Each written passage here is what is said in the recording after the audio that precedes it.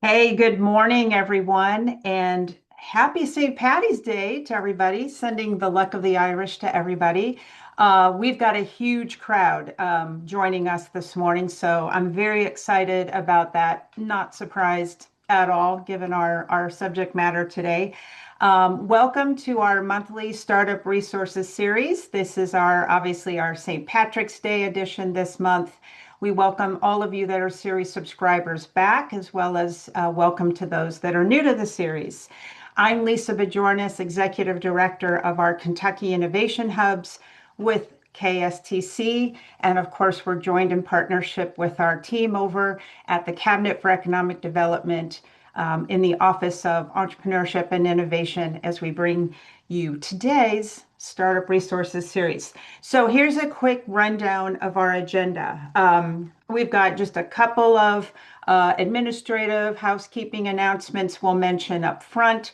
We're going to jump right into today's topic and our keynote speaker. We've got an update from one of our partner organizations, and of course, we have our monthly hub highlight. And then I'll close it out with just a quick rundown of upcoming events and programs that you might want to make note of in your calendar. So that's what we're going to do today. And I just a quick reminder for anyone that might have questions of our keynote today, please go ahead, drop those in the chat. I'll facilitate those accordingly as we have time. So just a couple of announcements. I just want to remind you, first of all, you can go back to any of our past Startup Resources Series webinars. We keep those by month over on the kstc.com website. Click on the R Initiatives menu. You'll click on the Innovation Hubs and then just scroll down on that page. You'll see the last year's worth of our Startup Series webinars.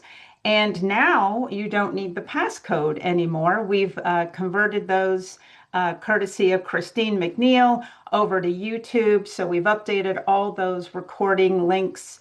They are updated on the website there. So if there's any past material, information, a particular speaker, a topic that you want to go back to, you are always welcome to do that. And Christine's going to unmute herself. We have one more update for you all. Yeah, good morning, everybody.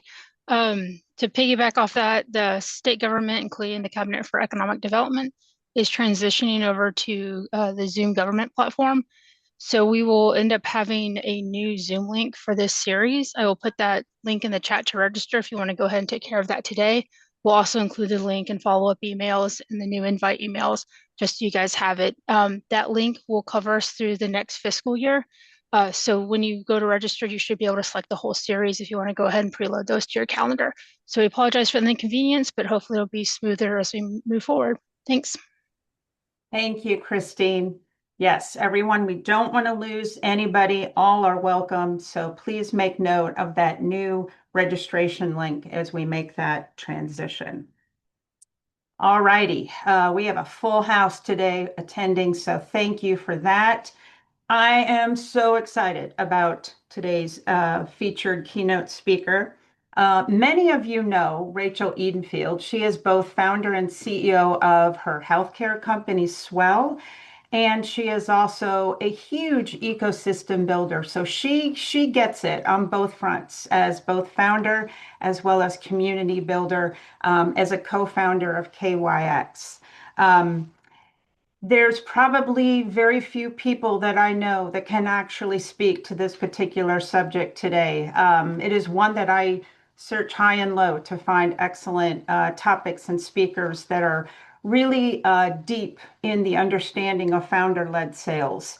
And most people, most of our startup clients don't recognize how critical and often misunderstood this particular aspect of building an early stage company is founder-led sales. So I've asked Rachel to just touch base a little bit on how a startup, as we guide and coach them, would organize and conduct their customer development, what their early sales pipeline might look like, how they can get to the ideal goal of a repeatable sales process. And then, of course, why is founder-led sales specifically, essential, right? We always say that customer revenue is the best form of revenue that any startup can have. And so we want to guide them in this particular direction and get to customer adoption as quickly as they can. Um, Fortunately, Rachel also has a great deal of experience. KYX had their inaugural accelerator last year, focused on early stage startup sales, velocity. And so she will probably also share some key lessons from that. So without further ado, I will stop my share. Hi, Rachel. How are you? You will unmute Doing yourself. There great. we go. How are you, Lisa? Awesome. We are very excited to hear from you today. Welcome. Thanks. Okay, I'm gonna share my screen. I'm actually not a fan of decks. This is a short deck. Let's see. Cool. And while you're doing that, again, just a reminder, if any of you should have some questions for Rachel, please go ahead and drop them in the chat. And we will also have that prior new Zoom link registration, a reminder after our speakers today. So don't worry about that. And Christine has dropped that in the chat as well. For some reason, it's not letting me, it's like not recognizing the doc. Just one second. Mm-hmm.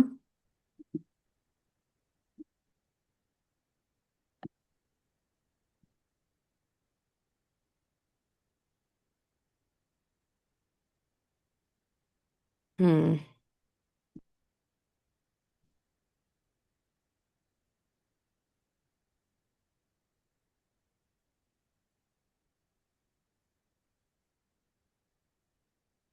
Technical difficulties, folks. Yeah, it happens. Let's see.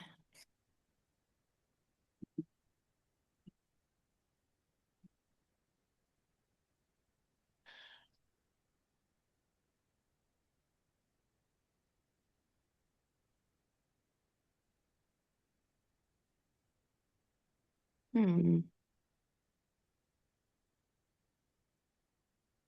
Some great comments in the chat. Take your time. It happens. Thanks, y'all. No worries. Yeah, this is, huh. It just does not see the application at all. Bummer. Let's try this.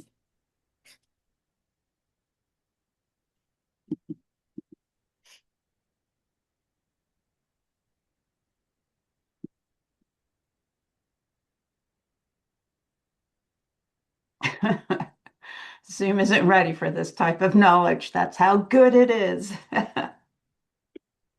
Okay, I might have to exit and reopen. Um, Sorry, but then I'll have a deck. No worries. Okay. Here's what we will do. Christine, do we have, let's see, Jacob Ball Yeah. available? He's going to do a Yes, we do. 5 minute. Okay, why don't we go ahead and Jacob, if it's all right with you, we'll bring you forward as a panelist. Um,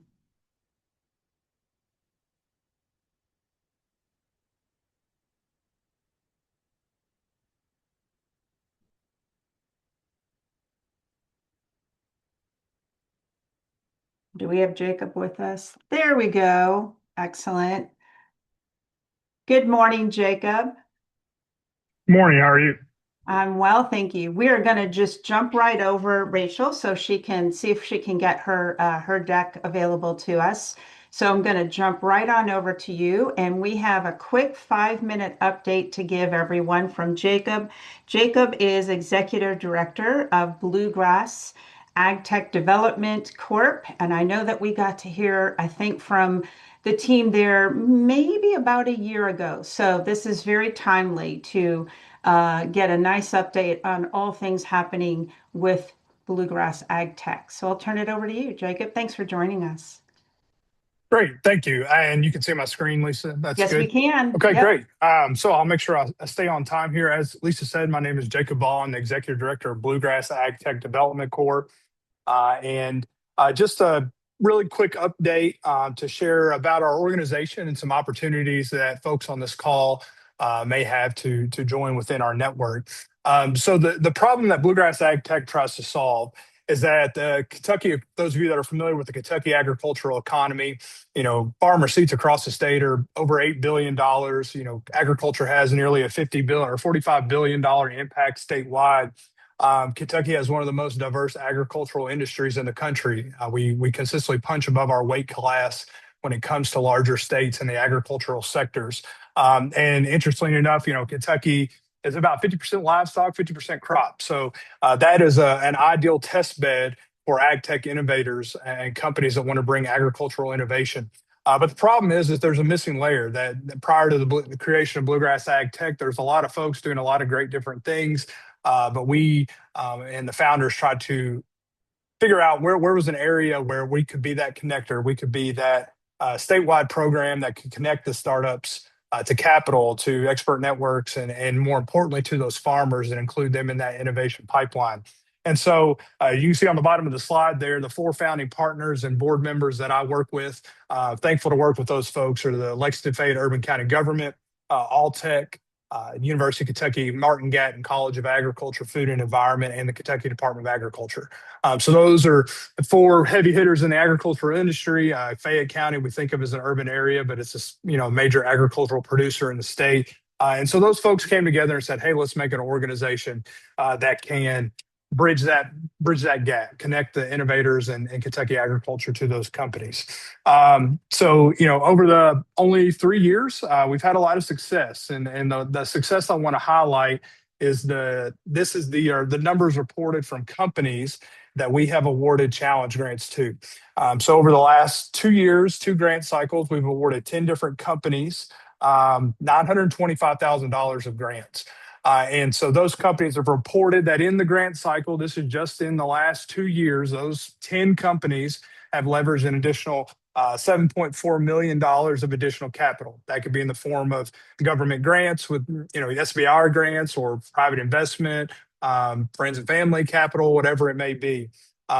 Those 10 companies have 67 jobs that they're currently supporting within the state. And in the last 2 years, they've added 20 additional new positions. So you can see that there's been a major impact, a multiplier of almost 8 to 1 on the dollars that we have awarded. More importantly, or maybe just as importantly, especially with our partners, the Kentucky Department of Agriculture, we want to quantify what is that impact to Kentucky farmers and Kentucky agriculture.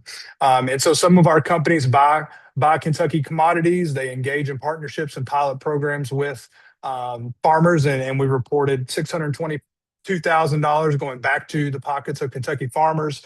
We've engaged in nearly 60 farms and 6 new farm partnerships over our last reporting period.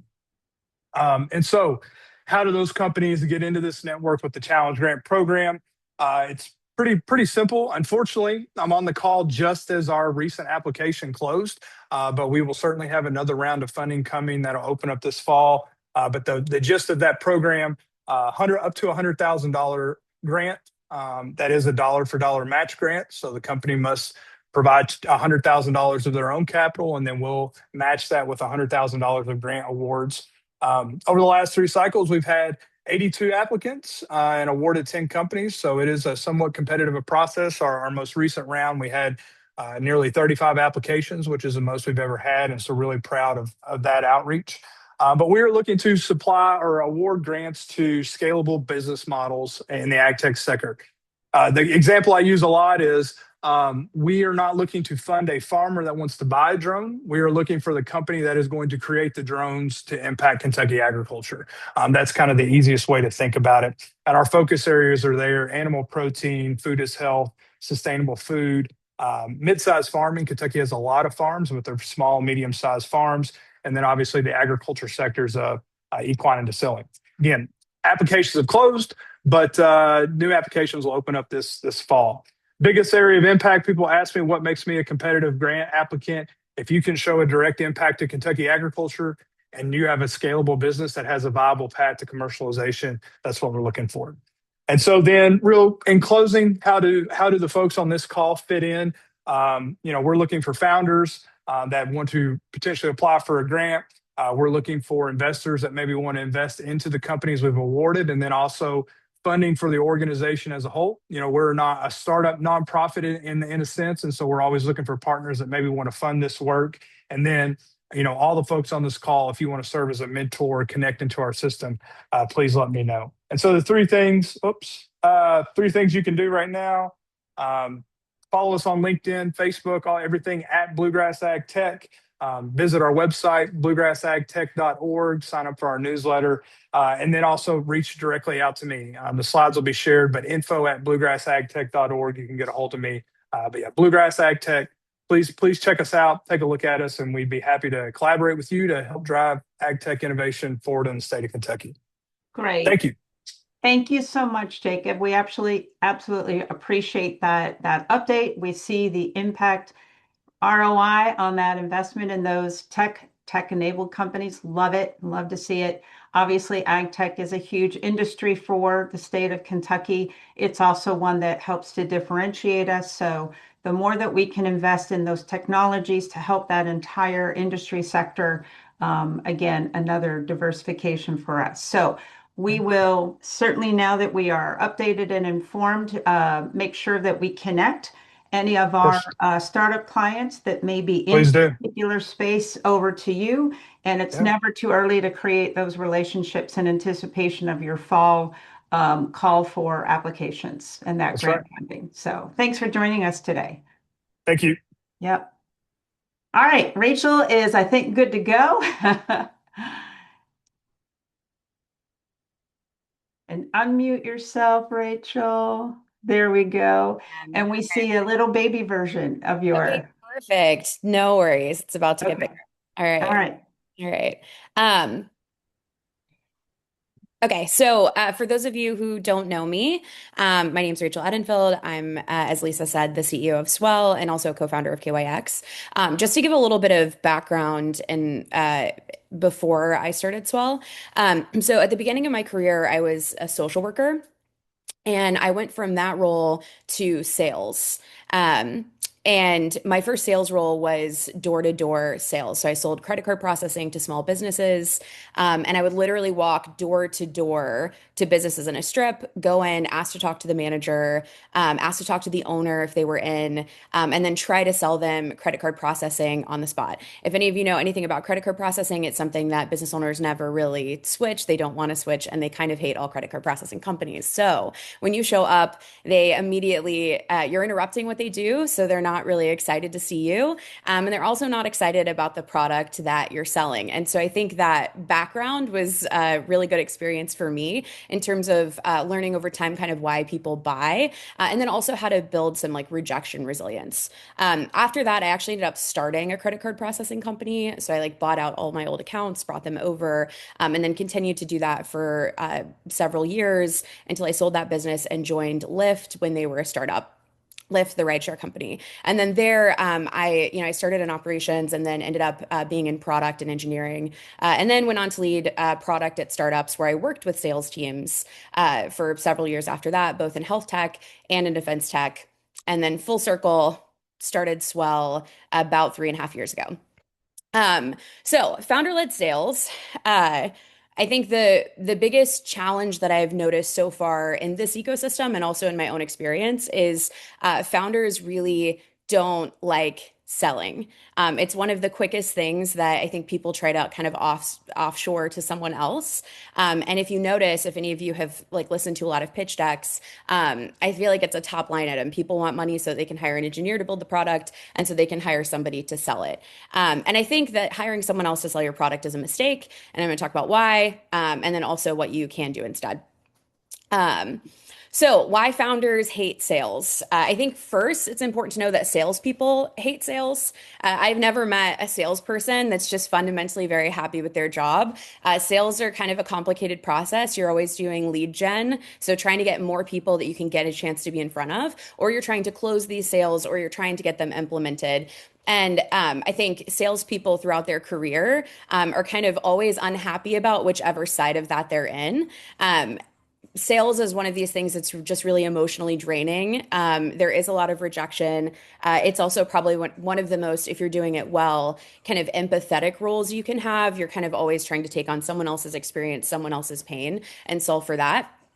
So I don't think it's a tremendously like fun job, and that's probably why people want to avoid it. But also, as founders, we're innovators who want to build products. I think people who start companies and they do everything right and they talk to all of these prospective customers up front, by the time they have that product, they're really confident in what it is that they've built. And now, because you're a startup and you might be innovating on a lot of fronts, you might have a completely new business model, you might have a completely new kind of product category. That's where Swell is. We don't really have any direct competitors for us. And you might be selling to a different buyer than is your user. That means that your sales messaging can get really complicated. And when you try to deliver that to someone, similarly to any of you who have, ever heard a pitch on the investor front as well, when you try to deliver that to someone, it's often gets lost in translation. So what happens for a lot of founders is they spend a lot of time talking to potentially people who could buy their product. Those people maybe don't completely get it. They feel like maybe that's just the wrong customer. And then it feels like a distraction from the work they could be doing, which is building more product. It's not a distraction. It's kind of the only thing that matters in your business. So that's why we should do it. But just to lay the kind of objection and problem out there. And then I think the other real challenge with founder-led sales is consultants, very well-intentioned consultants, I think mislead founders into over outsourcing. And I know a lot of folks on this call kind of support founders in the ecosystem. So I think this is really a message to all of us. I've had executive coaches when I was in an executive role. So before I started Swell. And I think when you are in a role where you have 40, direct and indirect reports, and you're at a fast, like a very scaling, large growing company, the advice that you need is very different from the same person in the same place in life who's now the founder of a startup. And so I think we kind of try to conflate the two, and we give a lot of people advice about delegating. You hear founders say that they're overwhelmed. And so what we often kind of, I think, encourage them to do, and what the internet encourages them to do, is sort of hire out solutions to these problems. So if I believe I'm not good at sales, that's okay. Go find somebody who's good at sales. And I think in terms of when you're really early, when you haven't sold yet, when you're at your first, I would say 20, 50 customers, it's just not the time to outsource that because you miss so much on the way. All right, so why we shouldn't outsource. There's kind of three core things. So one, you don't know what the right messaging is, and you also don't know who your ICP is. So speaking from Swell, we started with military, we moved into police. We've now found other ICPs, so that's your ideal customer profile, that we didn't really expect. We've had more traction in terms of trying to sell to EMS and fire. And then we've had some advantageous deals come our way in the employer market. So we have a deal that's about to go live with the Cincinnati YMCA. That's a much larger deal than all of these other kind of things that we were pursuing. And a salesperson, like a sales rep, wouldn't have been able to kind of identify that ICP. That's something that happens from oftentimes like founders talking to executives about their problems and being able to create custom product solutions on the spot. When you're at a big organization and you've done sales, you're hiring in a rep who has done sales at an organization, they kind of have all of that out. They know exactly what all their objections are. They know exactly what the pain is. They know who they're selling to, who the gatekeepers are. And so it's a strategy that they can take and kind of run with. We don't have that yet when you're at an early stage startup. You're still kind of figuring that out. And how you're going to find out what your ideal messaging is going to be through sales. It's through you're talking to someone and you're saying the thing that you thought was going to really work, you thought was going to resonate, and you can see that it didn't. And then you just had an analogy for how something might work and you see a light bulb go off. Now that's the messaging, right? Or maybe an example for Swell, we found out in early sales talking to folks that law enforcement cares about mental health, but they truly do not believe anybody is going to use any mental health resource that they put out there. So for us, the sale was convincing them that people would use it, and we had to find a different way to do that than what our initial kind of sales tactic would be. A rep is going to need a pitch that already works. You have to go kind of craft that and find out what it is. It's also a rep is going to be a lot more coachable if you've done that yourself. So if you've done that, if you can go with them to a sale, it's going to be a lot easier to help them get better at selling your product. And then also, as the founder, you can repackage, reprice, or promise new features in the middle of a call. I am also an engineer, so I know how long it takes for us to build something. I can talk to somebody, and if I know something in the way is they want an integration with platform XYZ, I know that integration might take us a week and a half and can promise that. That's something that a sales rep really can't do. And you can give them all the authority in the world to do that, but they still won't do it because that's just not their kind of domain expertise. A sales rep also will not learn as much, care as much, or learn as fast. They generally want to sell established brands with established messaging and are easily discouraged by failure. This is maybe will come as a surprise to many of you. To make another investor analogy, if you look at venture capital investors, those are the most risk averse people I've ever met in my life. And they're investing in the riskiest type of investment. So you don't really think of them that way, but they are. And it's kind of similar with sales. You would think that they have a ton of rejection resilience, but really they don't. And if they get a lot of failure back to back to back, they're kind of very easily discouraged by that. And that's just what's going to happen at that stage of your startup. You're probably going to get 100 no's, and you're going to have to, really figure out what your messaging is over time before you can optimize that to get a better close rate. And then they're also unlikely to hyper optimize your sales process and figure out what works. I think there's a really unique thing that founders often bring to the table. Founders who are like, I think the most successful founders I've seen solve whatever problem is in front of them. They're very high agency. They tend to look at life as, it's not happening to me, it's happening because of me. I'm not a passenger on the bus, I'm driving that bus. And tend to be very directive, can, take a new problem. That's the problem that they're going to solve that day, and be a multi-tool within their business. So they kind of know a lot about a lot of different things. With salespeople, I think often you get people who are really into a domain of expertise. So a lot of the salespeople that I worked with before were really good at hyper optimization. So once you have something that works, like we can figure out how you get more leads from your website, how we increase your click-through rate, how we do all of these kind of complicated sounding things to really make the sales process that exists works better. And then you have the person that's on the lead gen side that knows how to go and talk to people, or who can close. It's very difficult to find somebody who's good at all three of those things, which is really what you need when you're a startup because you don't know what your sales process is. So I think it's just difficult to find somebody who's going to be good at that, who is not the founder. And then also every sales is more discovery. So I think you learn not just how to sell your product, what the messaging is, but what your product should be in your first sales. So we now have, we're building like it's a peer support system for law enforcement. We wouldn't have known that except that law enforcement kept telling us that that's the thing that they wanted, right? And they were telling us that in the sales. I also learned that a lot of them have to check boxes in terms of prevention. And the way that our product is built for mental health prevention, it didn't quite check that box. So that's something that we can solve within our product. It was a small change. Now we can check a box, which makes it easier for our customer to get budget. You kind of learn those things that you want to do within your product by talking to people. Okay, one other thing. I think successful pivots almost always come from talking to your customers. So I think a lot of companies think that you're just sort of analyzing the market, or you're talking to ChatGPT, or you talk to other founders. A lot of founders come and talk to me and want to know what I think about their product, or why I think they're not getting sales. If you go and actually talk to the people that you're selling it to, they'll tell you why they don't want to buy it. And that's how you can kind of figure out where you want to pivot. Okay, so how to sell when you don't know anything about sales.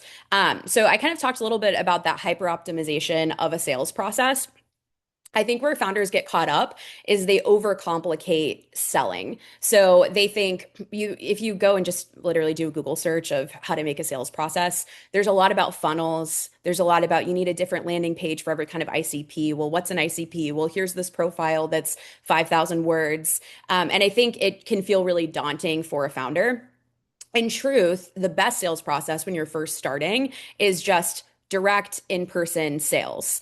You go show up in person if you're selling to a business. If you're not selling to a business, I still think the best is in-person sales, but the strategy is a little bit different. But you go up to a business, let's say for us, we we talk to a fire department. And then I go up and I ask to talk to the fire chief. I've done research before. I know who the fire chief is because a lot of that's public information. If it's not for your business, you can, look on LinkedIn. I usually bring cookies or peanut brittle or something to kind of get my way in the door. And then your only job is to really make them like you by liking them. So people tend to buy from who they like, not because you made a really compelling pitch. I think another mistake I see with founders is they say, "Hey, my name's Rachel," and then they go into kind of a 20-minute pitch on why their product is going to solve all these problems, but they don't really know anything about the person that they're selling to. And there was a study out of Stanford a handful of years ago about high school popularity that applies here. But basically, if you look across like all schools in the country, we found that the most popular people liked the most people. That's what they all had in common. It wasn't how pretty they were. It wasn't if they played a sport. It was, do you like other people that you meet? And the more people that they liked, the more people that liked them. And it's because people like being liked. They like feeling like you care about them or interested in them. And so for us, when I go and do a sale, the first 20 minutes, I'm almost not talking about Swell at all. There's been a one-liner that I said to kind of get my way in the door. I ask a related question, what kind of mental health resources do you have? Like, do you guys have here? And then whatever they start talking about is what I let them talk about and ask more follow-up questions on. The last sales call that I went on, we talked about shark documentaries for about 10 minutes because that's what this guy really was passionate about and cared about. And we were able to schedule a meeting. This was an EMS chief with the fire chief and with the police chief in the same county. So that's how effective I think that is when you just let people feel known. And then you learn what it is that they care about as it applies to your product. So, I could have talked about, oh, the problem I found with a lot of police, most people don't use your EAP, most people don't use mental health resources, but people use ours. Look at our engagement rates. But instead, I'd asked him enough questions that I knew what he cared about was the fact that a huge percentage of his workforce had PTSD. And that was really the thing that he cared about. So we talked about PTSD. We talked about what specifically within our product suite, was formulated for that. And then that's what kind of moved that sale along. I think that's really important because founders who haven't done sales before will write out a pitch and it's very rigid. And I would say what you need to do instead is you have an idea of what you're going to say because it helps you be more confident, but you want to take kind of every feature that you have and break it down into what are the benefits that it's actually providing, what are the problems that it's solving, and then you want to be dynamic. This is also another reason why founders are best at it. When a sales rep comes on board, you have to teach them things that have been spinning around in your brain in the however long it's taken you to kind of get this product together. So you know all of this off the cuff. Like you've made all these decisions on what you're going to build and why you're going to build it. And so it's easier for you if you find out that someone has an interest that's kind of adjacent to your product to kind of dynamically in the moment represent how that's going to solve that problem. And then the other core thing is to never leave without the next meeting. So when you have a meeting, I think what happens a lot in sales is someone will come into that meeting. It goes really well. The person says, "I'm going to follow up with you." And you say, "Great. Thanks, can't wait." You leave so excited, and then you never hear from them again. And you call them and you email them and you've got nothing. And it's because you gave your agency away to them. The ball is in their court, it's waiting on them. So I think the best tactic is when you're going to leave and you say, "I'm going to send you a demo." Let's say I'm going to send you a demo account. I'm going to send you a demo account. I really care about your feedback because of these things we just connected over. And I would love to get some of that feedback from you so we can improve our product. Kim, do you have time, this same time available next Tuesday, right? And then try to get a meeting. Most of the time, people will do that, but you kind of have to be directive. People in general in sales aren't gonna sell themselves, right? So they're not gonna direct you to kind of take them to the next step.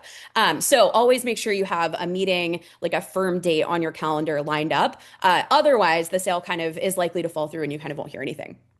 I'm going to pause there and get questions. And then I have more to say about founders versus sales reps because we hired a sales rep. So we kind of did a combo process for the last 6 months and have lots of learnings about the difference.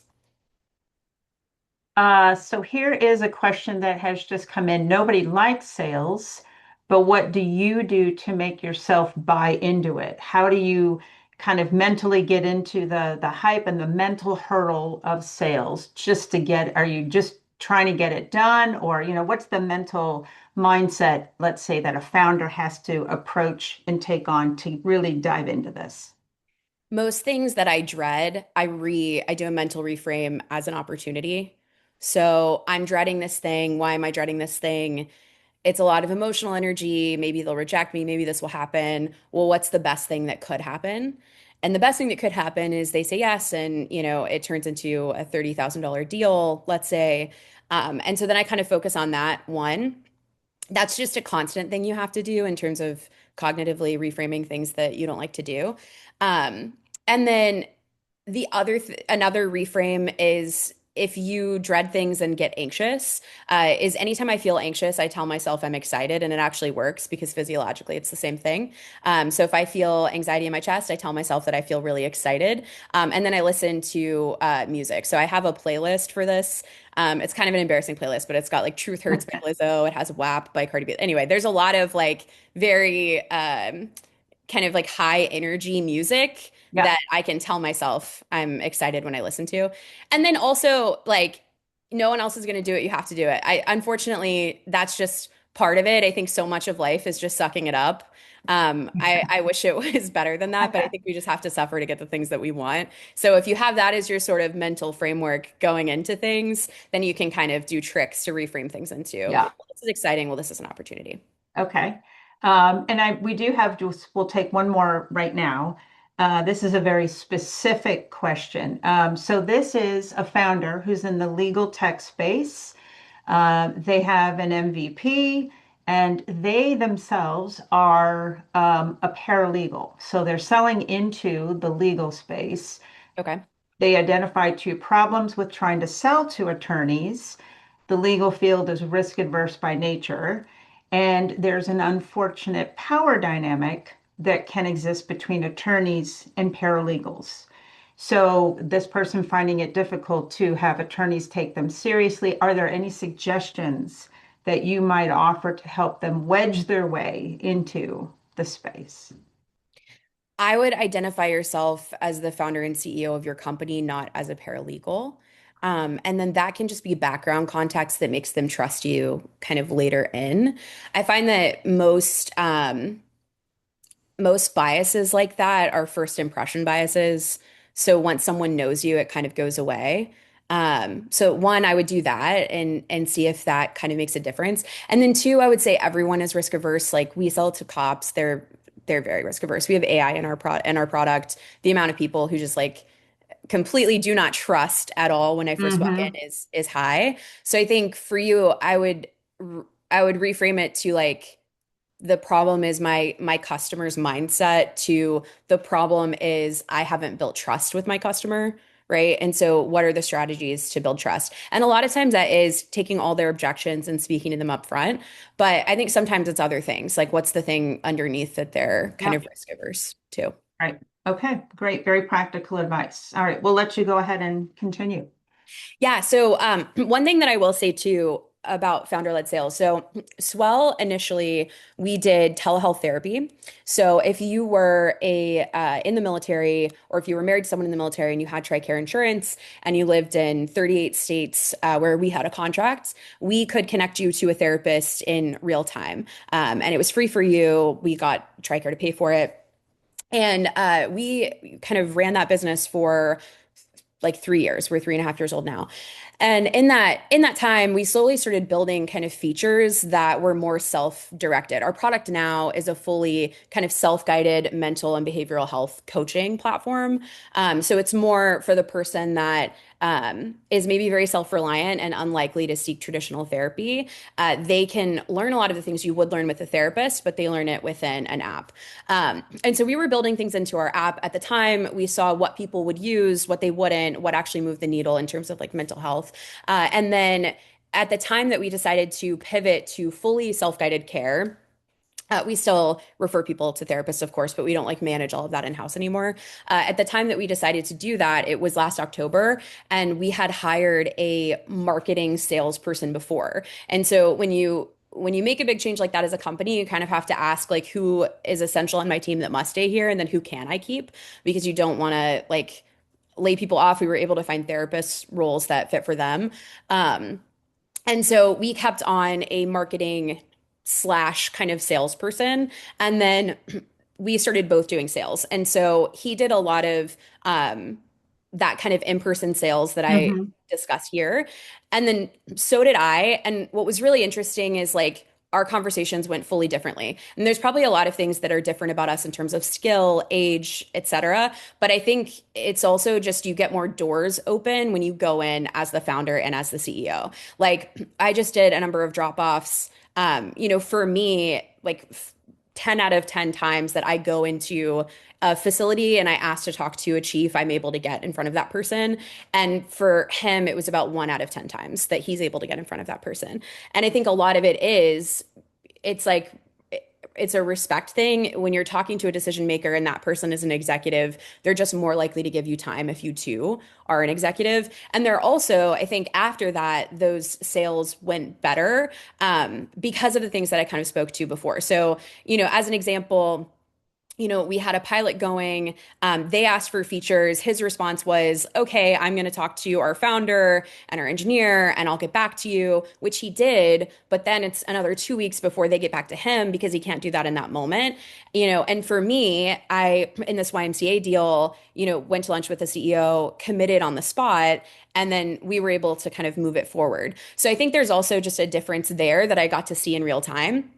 And then that sales process optimization. So the thing about being a founder is you don't know how to do a lot of things, but you'll figure out how to do anything. And if that's not your mindset, you shouldn't be a founder. But if that is your mindset, which it is, I think most of the time, that I think has a big effect on how sales go. So for me, if my close rate is really low, or if my messaging isn't landing, I'm going home every night and I'm thinking about how to optimize that. And I think about Swell 24/7. So when I'm asleep, when I'm in the shower, Saturday, Sunday, it's kind of always there, and I'm always optimizing this process. And I think you can't really expect that of employees, even early stage employees. And they also often don't have that same skill of I will figure anything out. So they're looking to you to figure things out for them. And in sales, it's hard when you're not in all of those meetings. So that's kind of another thing I would say. When you're the founder, you get to optimize this process and teach it to someone else. When it's a system, when you've divided all of these people into categories, you can teach. And I think it's just a lot harder to do that when you don't know that information yourself yet. Are there any more questions? We do have one more. In sales demos, I'm the only one presenting, and prospects see us as early stage and unreliable. How can I build trust and look established as a solo founder without hiring a team yet? Um, I think why people trust is not volume of people on your team. It's funny, my team's very young. I actually feel like sometimes there's a bit of a loss of credibility if we're all together. I also look younger than I am, so I think that's part of it. Um, I don't think it's the number of people on your team. I think you might just need to spend more time talking about credibility, background, and why they should trust you. I'll also say when we got the TRICARE contract, it was just me, and I couldn't get anybody at Humana to call me back. I couldn't get anybody at TRICARE to call me back. I ended up going to like Marsha Blackburn because she was on a defense reparations committee. She's a senator in Tennessee, and I called and I said, "Hey, I have this product. Who do you know?" Mhm. So I think you can find a way in. Marsha Blackburn calling TRICARE, and then TRICARE talking to me because Marsha Blackburn talked to TRICARE or someone from her office. I'm sure it wasn't her Yeah. directly. That opened a door that had credibility when I walked into it, right? Like, and that's very different than if you're kind of crawling up through, I don't know what your strategy is to get in front of these people, but if it's like a LinkedIn, you know, Yep. strategy, you don't have as much of that. Yep. All right. Also, part of it is confidence. I think you have to like show up like you're an executive and you have to look at yourself like that. And I think a lot Hmm. of founders don't take themselves seriously yet because their products are not serious yet. And it's good to be humble and all, but not in that dynamic. You have to listen Yep. to WAP or whatever it is to get you in the right mindset. Yep. All right. We'll let you go ahead and wrap up. Um, All right, that's essentially it. So that's how to do founder-led sales. I think key takeaways are no one wants to do it. They should do it anyway. If you're a consultant that's encouraging someone or trying to help them solve their problems and they say, I'm so overwhelmed, I have so many leads, your instinct might be delegate, delegate, delegate. But that's actually the opposite of what most founders need to hear, and they need to roll up their sleeves and get into it. There's nothing that's ever going to be more important than sales. Don't overcomplicate a sales process. Also, don't do digital. I think founders bring a ton of credibility just by being the one that saw the problem, built the product, etc. So I would go in person if that's an option for you. If you think that it's not possible to reach your customers in person, I would challenge that. It probably is. And I think it's just and talk it out with somebody else to kind of figure out what version of that you can do. But I would say in person is the simplest. You get really fast feedback. You immediately know who the gatekeepers were. I mean, we spent like a few hours, did 10 stops and found out, okay, if you're going to get punted, you're going to get punted to the captain, and this is what they care about. So I would say in person is your fastest feedback loop for you to Mhm. develop a sales process. And then don't hire a sales person until you have, I would say, at least 10 to 20 accounts.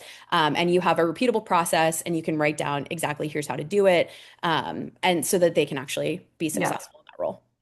Great. So certainly we understand that much as founders have participated in all of their early days of customer discovery, this is literally an extension of that because they will learn so much in that sales process, as you said, and only they know what it is that they can speak to on the fly, make those decisions in the moment, as you said, in order to hopefully secure that relationship or that sale.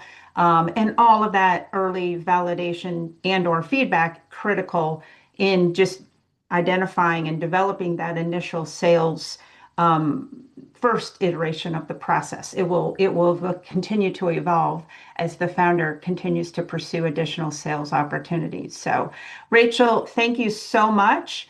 We will be sure to not only share your slide deck, but also this recording, your contact info to our attendees. Gosh, we had close to 70 today. So I know this is a very important topic. So thank you so much for your time. Appreciate it. Yep.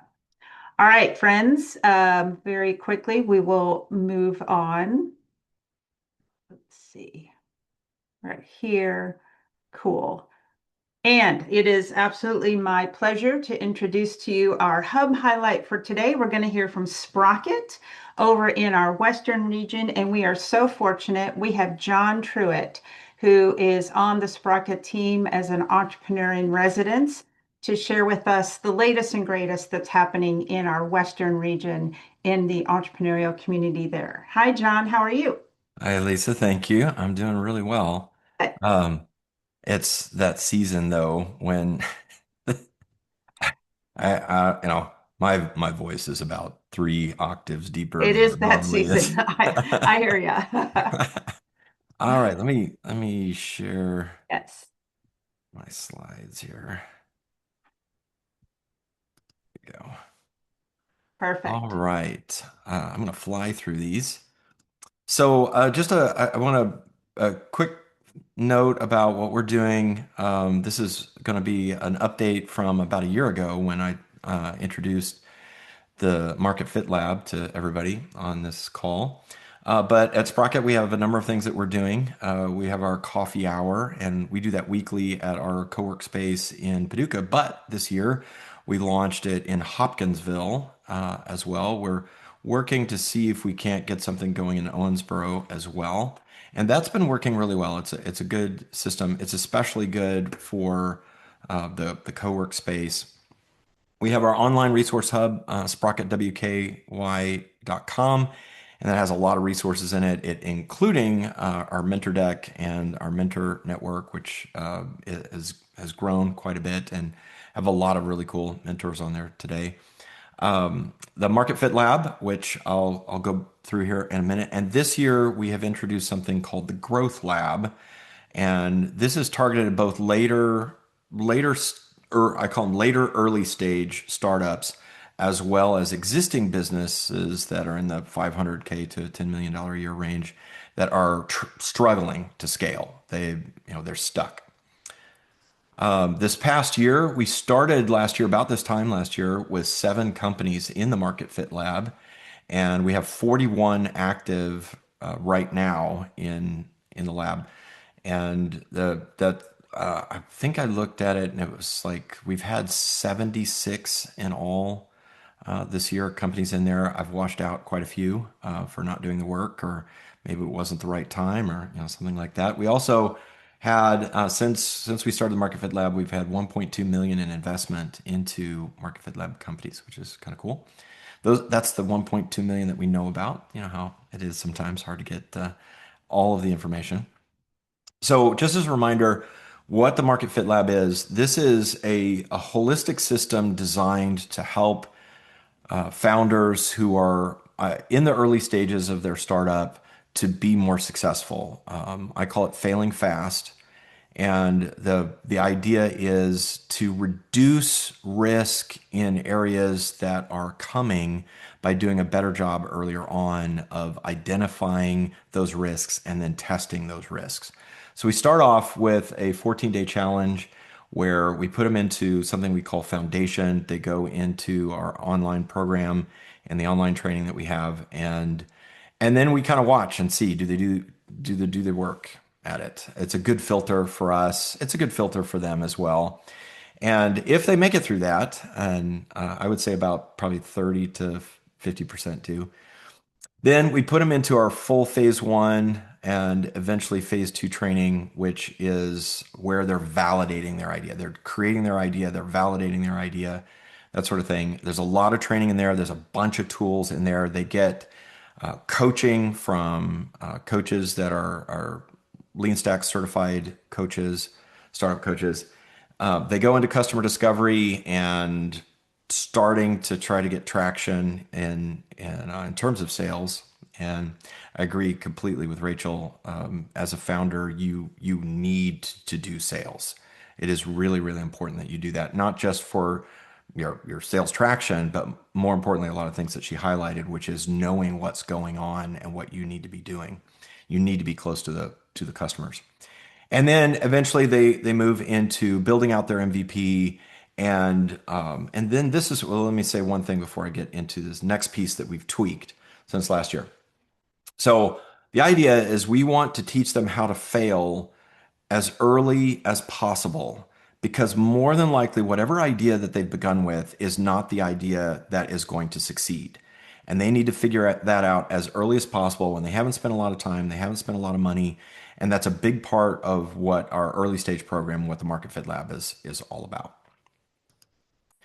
What we've figured out over the last year. So last year when I joined the team at Sprocket and worked on introducing this program, and I've learned a lot in the last year, and a lot of what's missing from the kinds of programs that founders need to begin with. Just if you don't know, I've been an entrepreneur since 1991.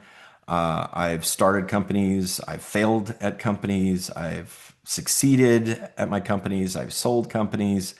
I've also been an entrepreneur at a Silicon Valley company, an established large Silicon Valley company, and I was the director of product management there, and I launched a number of different products, both hardware and software products, as well as service businesses. So what I could see is that we're missing later stage stuff for these startups. A lot of accelerators don't do a lot of training. They do a lot of connecting, introductions, those kinds of things. And I could see that there was really great early stage training, but not a lot of stuff beyond that. So started working on what we eventually called the Growth Lab. And so what we're doing now is, as they transition through the Market Fit Lab and they've launched their product and they're starting to get sales, we're beginning to do training for them in later stage things that are the same things that apply to existing businesses that want to scale but are struggling to do that. They're trying to find their way. How do I go from $1 or $2 million a year to 10, 20, 50, $100 million a year? And so that's the Growth Lab. And just to kind of clarify between the two of them, this is kind of a busy slide, But the idea is in the Market Fit Lab, these are entrepreneurs who've got an idea and they're launching that idea. They're trying to figure out the right market, the right feature set, those kinds of things. And in the program, they get a lean startup curriculum, very detailed. They get coaches and mentor guidance. They get development tools. We've got a lot of tools in that system that they can use, a lot of mental model tools. And then they get introduction to investors as they progress through that and they establish a business model that several of us can look at and go, yeah, this is a workable model. This makes sense. In the growth lab, this is for founders who are either they've gone through that process and they're getting traction and they want to set up right for scalability. It's for established companies that especially that are feeling like they've plateaued, they've hit some sort of ceiling in their growth. Maybe their business feels chaotic, they feel trapped in day to day. If you've been a successful entrepreneur, you know what I'm talking about, that eventually you don't own your business owns you. And so they're wanting to scale. They're not satisfied with where they are, but they don't know how to do it there and they're struggling with it. So what they get in that system, this is new this year. This quarter, we've introduced a business operating systems training course, and I'm going through once a week, recording those with people who are attending that class. And if you're not familiar with the business operating system, that's a holistic system for how you structure your business, everything from how you hire and people and stuff like that to how you run your meetings and setting vision and a lot of different piece parts that all come together into a holistic system. One of the more popular systems is Traction by Gino Wickman, or what they call EOS, Entrepreneurial Operating System. You can find them at eosworldwide.com. That's the base system that we're using for the training. But I'm introducing some piece parts from several others as well that I think are really, really good. In Q2, probably late Q2, we're going to introduce the beginning of several different training courses in marketing strategy and systems. We'll start with fundamentals. Most people think of marketing as sort of marketing communications, social media or whatever. Marketing is way bigger than that. It's a lot of different disciplines all under one banner. And so we're going to do comprehensive training in that for founders and for, again, existing businesses. We'll also introduce sales strategy and systems training later in the year. That's one of my observations, is that very few people who start companies, they might have some sales experience, but they probably don't have professional sales training. And so we're going to be doing some of that. And then, we've started this already, doing weekly group coaching as part of those training classes.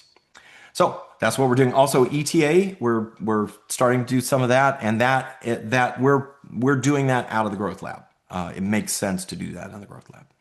So Yep. that's what I And got. ETA, entrepreneurship through acquisition. Very Yeah, good. yeah. Thank you, John, so much. Love to see the progression of where you were maybe in the envisioning time frame of Market Fit Lab, just kind of getting your founders kind of off the ground and attractive for investors as they're growing the business. And now, where do they go to next? Those that have the inclination and the opportunity for scale, the possibility to scale. Now they have the Growth Lab, both of those programs being served by Sprocket in the Western region. Thank you so And much. just real quick too, Yes. Lisa, we're open to collaborating with any of the other hubs. If you want to talk to us about what we're doing and collaborate with us and that kind of thing, we'd love to talk to you. Just reach out to either myself or Monica. Yep, perfect. I know we will get questions about that. These are just absolutely valuable resources, and the more that we can make available statewide, we're very appreciative of that. So thank you for sharing with us today. Appreciate Thank it. you. All right, just very quick, I'm going to jump back and I want to share with you some upcoming dates. Just a reminder again, we have a new link for our Startup Resources series. So everyone does need to re-register for our series. There's the link there. We've dropped it in the chat. We will include this new link in the follow-on communication to all of you as well. So not to worry, we won't lose anybody. And there's lots happening among our innovation hubs. As we've heard, Sprocket has their weekly coffee hour, and the series focused on business operating systems, BOS, that Sprocket is delivering over the next several Tuesdays. Blue North has their Startup University series happening. The next one is this Friday. Create has a new series, their Wellness Social, which is focused on pulling together founders and entrepreneurs in the healthcare sector. They have an event coming up, the inaugural event later next week on the March 24th. The next day, March 25th, they'll have their Startup Garden. SOAR in our Eastern region is having a workshop focused on prototyping and product design with artificial intelligence. That is next week on the 25th. I'm very excited about Blue North's Student VC Summit. This is teaching students from various different universities about what it is to be a venture capitalist. That is the end of next week, March 27th, at their location at Spark House. Invest 606 has their Accelerate 606 showcase with those founders selected to that cohort. April 2nd at Creekside Gardens in London, Kentucky. You won't want to miss Amplify's Venture Connectors at Night, April 15th at the fairly new Mashup Food Hall in Louisville.